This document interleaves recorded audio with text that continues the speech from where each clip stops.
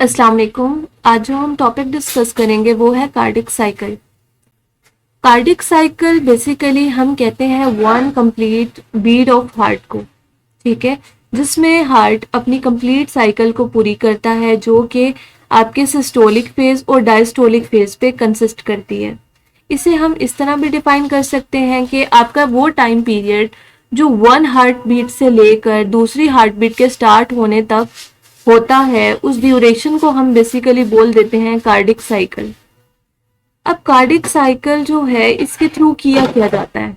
इसके थ्रू सबसे पहले फेज में आपकी एट्रियल्स की फिलिंग होती है, देन एट्रियल कॉन्ट्रैक्शन होती है और वेंट्रिकुलर आप कह लें कि वेंट्रिकल्स की फिलिंग होती है और देन आफ्टरवर्ड वेंट्रिकल्स की डीपोलराइजेशन होती है थ्रू विच आपकी जो ब्लड सप्लाई है वो पूरी बॉडी में और लंग्स तक की जाती है, ठीक है। और यही साइकिल रिपीटेडली मैनर में चलती रहती है। अगर हम इसका स्टार्टिंग पॉइंट देखें तो सबसे पहले क्या होगा? सबसे पहले आपकी जो एसए नोड है, जिसे हम कहते हैं, जिसे हमने डिस्कस किया था कि पेस मेकर ऑफ हार्ट है, जो कि एक्शन पोटेंशियल को जनरेट करता है। ये एक्शन पोटेंशियल को जनरेट करता है और एट्रियाज में कॉन्ट्रैक्शन को स्टार्ट कर देता है या इनिशिएट कर देता है। जैसे ही एट्रियल कॉन्ट्रैक्शन होती है उस फेज में आपके जो वेंट्रिकल्स हैं वो रिलैक्स होते हैं और उनकी फिलिंग हो जाती है, ठीक है। तो ये जो फर्स्ट फेज होता है जिसमें आपके वेंट्रिकल्स रिलैक्स कर रहे हैं, इस फेज को हम डायस्टोलिक फेज कहते हैं, जिसमें आपका हार्ट बेसिकली क्या हो रहा है? फिलअप हो रहा है। जो सेकंड फेज होता है वो होता है कॉन्ट्रैक्शन का फेज, जिसमें वेंट्रिकल्स कॉन्ट्रैक्ट करते हैं और ब्लड को आगे फॉरवर्ड कर देते हैं, वन साइड ट्रांसफर कर दी जाती है लंग्स में और अदर के थ्रू आपकी पूरी बॉडी में आपके ब्लड को ट्रांसफर कर दिया जाता है। अगर हम स्टेजेस को देखें तो टोटल आपकी 8 स्टेजेस में हम कार्डिक साइकिल को डिवाइड करते हैं और टोटल जो है इसमें जो टाइम ड्यूरेशन है वो 0.8 सेकेंड्स का टाइम ड्यूरेशन इसका होता है, ठीक है। तो अब हम इसके डिफरेंट फेजेस को ना डिस्कस कर लेते हैं। ये जो 8 स्टेजेस हमने कही, ये दो जो है ब्रांचेस में हम डिवाइड करते हैं। एक आता है वेंट्रिकुलर सिस्टोल और दूसरा आता है वेंट्रिकुलर डायस्टोल। वेंट्रिकुलर सिस्टोल में क्या होता है? वेंट्रिकुलर सिस्टोल में 3 फेजेस आते हैं, जिनमें सबसे पहले आता है isovolumetric contraction of ventricles, maximum ejection phase and then reduce ejection phase. Second की अगर हम बात करें तो उसमें वेंट्रिकुलर डायस्टोल आता है, जिसमें आपके पास प्रोटोडायस्टोल फेज आता है, आइसोवॉल्यूमेट्रिक रिलैक्सेशन आती है, रैपिड इनफ्लो आता है, रिड्यूस इनफ्लो आता है और एट्रियल सिस्टोल आती है, ठीक है। तो जो आपका वेंट्रिकुलर सिस्टोल है वो 0.3 सेकेंड तक का है और जो आपका वेंट्रिकुलर डायस्टोल है वो आपका टोटल 0.49 या 0.5 सेकेंड्स का होता है। अब इन स्टेजेस को ना हम थोड़ा फर्दर डिस्कस करते हैं with the help of a diagram. अच्छा, अब ये ना आपके पास एक चार्ट है जो कि शो कर रहा है कि आपकी ये जो डिफरेंट फेजेस हैं इनमें आपके जो वेंट्रिकल्स हैं, जो एट्रियास हैं, उनका प्रेशर कितना होता है और उनमें वॉल्यूम कितना होता है, ठीक है। तो हम इसी की हेल्प के थ्रू हम इन सारे फेजेस को वन बाय वन डिस्कस करेंगे। अब सबसे पहले ना हम देखिए, हम कहीं से भी साइकिल को स्टार्ट करें, ये फेजेस रिपीट हो रहे होते हैं। तो फॉर द टाइम बीइंग हम स्टार्ट कर लेते हैं उस स्टेज से जिसमें आपके एवी वेल्व हो जाएंगे क्लोज। एवी वेल्व जनरली जो बोलते हैं वो एट्रियो वेंट्रिकुलर वेल्व्स को बोलते हैं। अच्छा, ये कब बंद होते हैं? ये तब क्लोज होते हैं जब आपका जो वेंट्रिकल है, ठीक है, जब आपके वेंट्रिकल की कंप्लीटली फिलिंग हो जाती है, फिलिंग हो गई, वॉल्यूम यानी कि वेंट्रिकल्स में maximum volume of blood carry उसने कर लिया, जो कि ऑलमोस्ट जो रेंज आती है वो आती है 120 टू 130 ml ऑफ ब्लड की, ठीक है, जो कि मैक्सिमम आपके जो वेंट्रिकल हैं वो कैरी करते हैं, ठीक है। जैसे ही ये ब्लड वॉल्यूम इसको रीच करता है, एट दैट टाइम क्या होता है कि आपका एवी वेल्व जो है वो क्लोज हो जाता है। आपका एवी वेल्व हो गया क्लोज। अब एवी वेल्व जब क्लोज हो जाएगा, एट दैट टाइम आपके जो वेंट्रिकल्स हैं उनमें उनमें कॉन्ट्रैक्शन बढ़ना स्टार्ट हो जाती है। अब जैसे जैसे कॉन्ट्रैक्शन इनमें होना स्टार्ट होती है, वेंट्रिकल्स का प्रेशर रेज होना शुरू हो जाता है। अगर वो पहले लेट्स से कि वो 0 mm ऑफ एजी उसमें प्रेशर था, ठीक है, उसके डायस्टोलिक फेज में, तो अब सिस्टोल क्योंकि स्टार्ट हो गया है, अब एवी वेल्व्स क्लोज हो गए हैं, तो एट दैट टाइम आपका जो प्रेशर बिल्डअप है वो होना स्टार्ट हो जाता है और up to 120 mm of H तक इसका प्रेशर मैक्सिमली जाता है, 110 to 120 mm ऑफ एच। और एट दैट पॉइंट फिर इसमें क्या होती है, इजेक्शन शुरू होती है। अच्छा, अब ये वेंट्रिकल्स में जो प्रेशर बिल्डअप होगा ये क्यों होता है? वेंट्रिकल्स में प्रेशर बिल्डअप होता है क्योंकि देखिए पहले जो थी एसए नोड से आती है आपकी waves generation, action potential generate होता है। अब जैसे ही ना जो वेंट्रिकल्स हैं उनका प्रेशर रीच करता है up to 90 mm of H, at that stage ये जो है प्रेशर एक्सर्ट करते हैं एओर्टिक वेल्व पे। और एओर्टिक वेल्व या आप जो पैरेलल में देखें तो जो आपकी पल्मोनरी आर्टरी के अंदर वेल्व होते हैं, सेमील्यूनर वेल्व्स, इन दोनों को क्या कर देते हैं, ये दोनों at that pressure 90 mm of H ये ओपन हो जाते हैं। जब एओर्टिक वेल्व ओपन होता है, एट दैट टाइम एक साउंड प्रोड्यूस होती है जो कि आपकी फर्स्ट हार्ट साउंड होती है, दैट इज योर लब साउंड। ठीक है, तो फर्स्ट हार्ट साउंड आपकी कब प्रोड्यूस होगी, वो आपकी प्रोड्यूस होगी जब आपका एओर्टिक वेल्व ओपन हो जाएगा। अब एओर्टिक वेल्व आपका ओपन हो गया।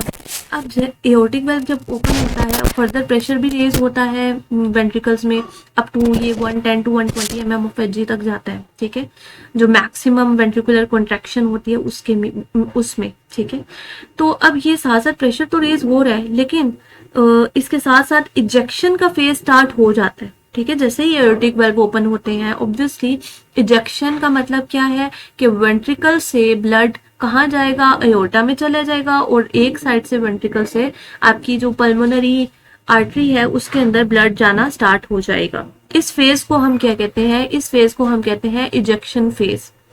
ये जो इजेक्शन फेज होता है इसके ये ना कुछ टाइम के लिए स्टे करता है। ठीक है, उसके बाद आपकी जो है प्रेशर जो वॉल्यूम है वो ऑब्वियसली आपका जो वॉल्यूम है वो डिक्लाइन कर जाता है वेंट्रिकल्स का, तो प्रेशर भी उसमें लोअर होना स्टार्ट हो जाता है। इस स्टेज को हम बोलते हैं आइसो वॉल्यूमेट्रिक रिलैक्सेशन, क्योंकि जितना वॉल्यूम निकलना था ना वेंट्रिकल से वो निकल चुका है, वो इजेक्शन फेज में सारा वॉल्यूम आउट हो चुका है। अब आइसो वॉल्यूम का मतलब है कि वॉल्यूम सेम रहेगा और रिलैक्सेशन होगी। रिलैक्सेशन मतलब वेंट्रिकल्स कंप्लीटली जो है वो क्या करेंगे, वो रिलैक्स करेंगे इस स्टेज में। अभी जो वॉल्यूम है जो आपका रह जाता है आफ्टर इजेक्शन फेज, ये ऑलमोस्ट आपका 60 से 120 के मिड में होता है, लेकिन यूजुअली ये 50 to 60 की रेंज में आपका रहता है ब्लड। ठीक है, राइट और लेफ्ट में इसकी वैल्यू वेरी कर सकती है नॉर्मली भी। ठीक है, तो ये बेसिकली आपका कौन सा फेज है, आइसो वॉल्यूमेट्रिक रिलैक्सेशन, जिसमें वॉल्यूम तो आपका कांस्टेंट रह रहा है, अगर 60 ml बच गया है तो 60 ml ही रहेगा और रिलैक्सेशन होगी, कंप्लीटली वेंट्रिकल्स रिलैक्स हो जाएंगे इस फेज में। ठीक है, अब ये जो एक छोटा सा फेज आता है, देखें अब ना जैसे एओर्टिक वेल्व आपके ओपन हुए थे जब आपका प्रेशर जो था 90 mm ऑफ एच में गया था। ठीक है, सेम एज दैट जब उसका जो प्रेशर जब डिक्लाइन होना स्टार्ट होता है और ऑलमोस्ट 95 to 100 के मिड में आपका चला जाता है, वापस से प्रेशर कम होना शुरू होता है, तब एओर्टिक वेल्व क्लोज हो जाते हैं। ठीक है, तो ये जो एओर्टिक वेल्व जो है क्लोज होने से पहले पहले और ये इजेक्शन के बाद वाला जो फेज होता है, ठीक है, इसको बेसिकली हम क्या बोल रहे होते हैं, इस फेज को हम क्या बोलते हैं, इस फेज को हम बोलते हैं प्रोटोडायस्टोल। ठीक है, जिसका हमने कहा था 0.03 सेकंड्स का है। ठीक है, ये कौन सा फेज है, ये प्रोटोडायस्टोल का फेज है। ये कहाँ से है, ये आपके एओर्टिक वेल्व क्लोज होने से पहले पहले का है। और जब एओर्टिक वेल्व यहाँ पर क्लोज होता है ना, तब आपके पास सेकंड हार्ट साउंड प्रोड्यूस होती है, that is your dub sound. ठीक है, पहले लब साउंड थी, अब डब साउंड है। अच्छा, अब ये इस वाले फेज में हमने बोला कि वॉल्यूम कांस्टेंट रहता है और प्रेशर रिड्यूस होता है। अच्छा, अब देखिए, ये तो हम अभी तक जो भी बात कर रहे थे, ये वेंट्रिकल्स की बात कर रहे थे। इसके अगर हम पैरेलल में देखेंगे ना, तो आपके एट्रियाज भी हैं। ठीक है, जब वेंट्रिकल्स में कॉन्ट्रैक्शन चल रही होती है, एट दैट टाइम जो एट्रिया हैं वो क्या होते हैं, वो रिलैक्स होते हैं।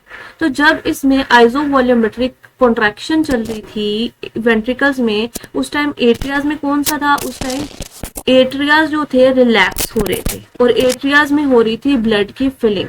ठीक है, एट्रियाज में ब्लड की फिलिंग हो रही थी। अगर हम राइट एट्रिया को देखें तो उसमें सुपीरियर इंफीरियर वेना कैवा से एंट्री हो रही थी ब्लड की, और जो आपका लेफ्ट एट्रिया है उधर आपकी जो पल्मोनरी वेन्स हैं वहां से एंट्री हो रहा था ऑक्सीजनेटेड ब्लड। ठीक है, तो एट्रियाज की बेसिकली फिलिंग हो रही थी, ये वो वाला फेज है। अब जब यहाँ पर इजेक्शन हो रही है और आइजोवॉल्यूमेट्रिक रिलैक्सेशन हो रही है, एट दैट टाइम जो आपका क्या है, इस टाइम में आपके जो एट्रियाज हैं कंप्लीटली फिल्ड हो जाते हैं।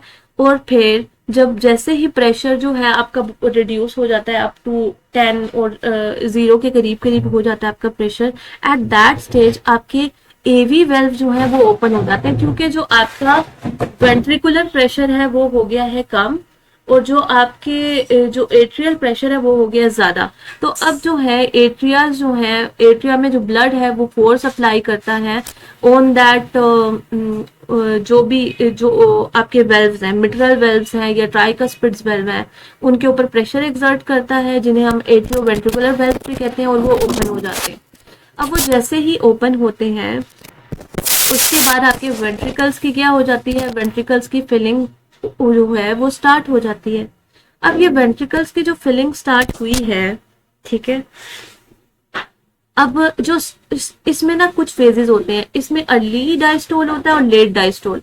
ये जो अर्ली डायस्टोल है ये ऑटोमेटिक एक तरह से हो रहा होता है, क्योंकि अभी वेंट्रिकल्स में प्रेशर कम है और एट्रिया में ज्यादा है, तो जो ब्लड है वो इटसेल्फ खुद से ही रैपिड इनफ्लो करेगा और खुद से ही वेंट्रिकल में आना स्टार्ट हो जाएगा। बट जब वेंट्रिकल्स में एक सर्टेन अमाउंट ऑफ ब्लड आ जाती है, तो उसका प्रेशर और एट्रिया का प्रेशर हो जाता है सेम। एट दैट टाइम आपके जो एसए नोड है, जो पेस मेकर है, वो एक्शन पोटेंशियल जनरेट करता है और एट्रियास में कॉन्ट्रैक्शन का फेज स्टार्ट हो जाता है। ठीक है, जैसे हम एट्रियल कॉन्ट्रैक्शन भी बोलते हैं, एट्रियल डीपोलराइजेशन भी बोलते हैं। अब एट्रिया जो होंगे कंप्लीटली क्या करेंगे, वो कॉन्ट्रैक्ट करेंगे और फोर्सफुली जो ब्लड है वो आपका सारा ट्रांसफर कर दिया जाएगा वेंट्रिकल्स में।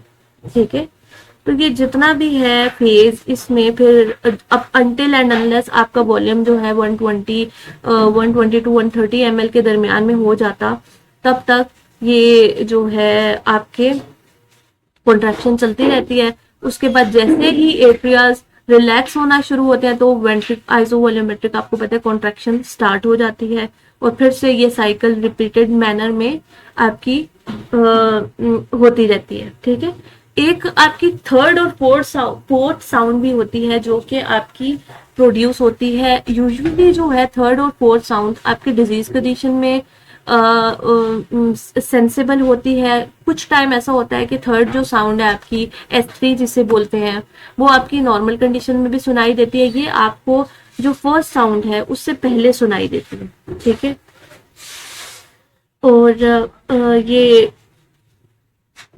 ये आपकी जो सारी थी, ये आपके सारे फेजेस थे जिनको हमने पढ़ा। एक बार फिर से ना हम इसे लिंक कर लेते हैं अपने जो फेजेस हैं उनसे। तो यहाँ पर हम देख लेते हैं कि आइसोवॉल्यूमेट्रिक कॉन्ट्रैक्शन ऑफ वेंट्रिकल्स में क्या हो रहा था।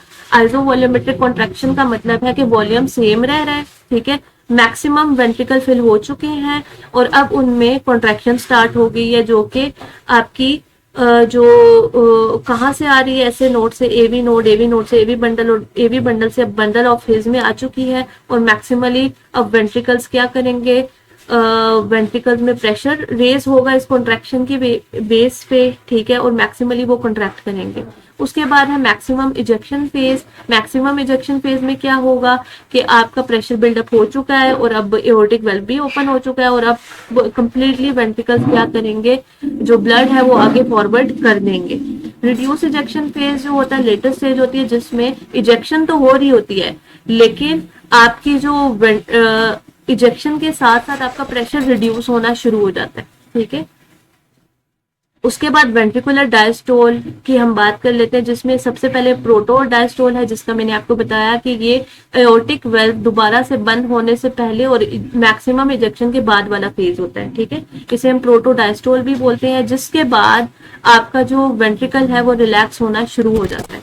आइसोवॉल्यूमेट्रिक रिलैक्सेशन का क्या मतलब है? आइसोवॉल्यूमेट्रिक रिलैक्सेशन का मतलब है कि मैक्सिमम जितना वेंट्रिकल ने कॉन्ट्रैक्ट करना था वो कॉन्ट्रैक्ट हो चुके हैं, उनमें अब एक minimal amount of blood present है, that is around 50 to 60 ml, और इसके बाद अब उन्होंने कंप्लीटली रिलैक्स होना है, खुद को ओपन करना है। उसके बाद वाला जो फेज है वो रैपिड इनफ्लो है, जिसमें आपका क्या होता है कि एवी वेल्व जो है वो ओपन हो जाता है क्योंकि एट्रिया फिल हो चुके हैं, और इसमें आपका ब्लड रश कर जाता है inside the ventricles. Reduce inflow ये लेटर स्टेज है, जिसमें एट्रियास कॉन्ट्रैक्ट हो चुके हैं और आपके जो है अब थोड़ा मिनिमल सा अमाउंट ऑफ ब्लड जो है रह चुका है, और जो कि अब एंटर करेगा वेंट्रिकल्स में, क्योंकि वेंट्रिकल्स में भी प्रेशर बिल्डअप होना स्टार्ट हो चुका है, ठीक है, इससे।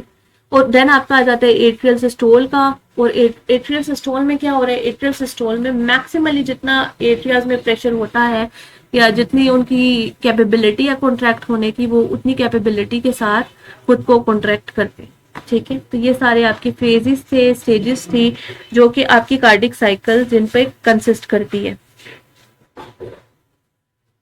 अच्छा, उसके बाद हार्ट साउंड है, जो हम ऑलरेडी उसी के साथ डिस्कस कर चुके हैं। हार्ट साउंड्स को हम स्टेथोस्कोप की मदद से डिटेक्ट कर सकते हैं।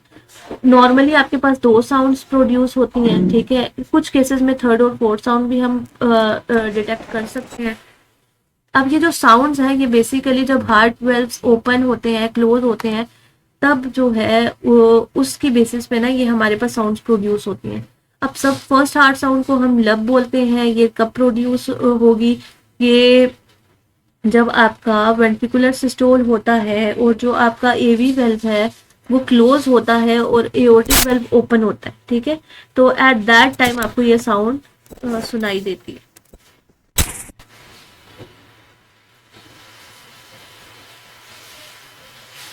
ठीक है, तो ये आपका जो इजेक्शन फेज है उसी उससे पहले पहले आपको सुनाई दे देती है, ठीक है। ईसीजी की अगर हम बात करें तो जो आपका ये आपका जो क्यूआरएस कॉम्प्लेक्स बनता है उसके फौरन बाद आपको ये सुनाई देती है, 0.15 सेकंड्स तक रहती है। सेकंड हार्ट साउंड जो है वो आपकी डब साउंड होती है, ठीक है। और ये कब आपको सुनाई देगी, जब आपके फिब्रिल्यूनर वेल्व या एओर्टिक वेल्व जो हैं वो क्लोज होते हैं, ठीक है, at the end of ventricular systole. तो ये आपको तब सुनाई देगी। मर्मर्स की जो होती है ये बेसिकली एबनॉर्मल हार्ट साउंड्स को बोलते हैं, ठीक है।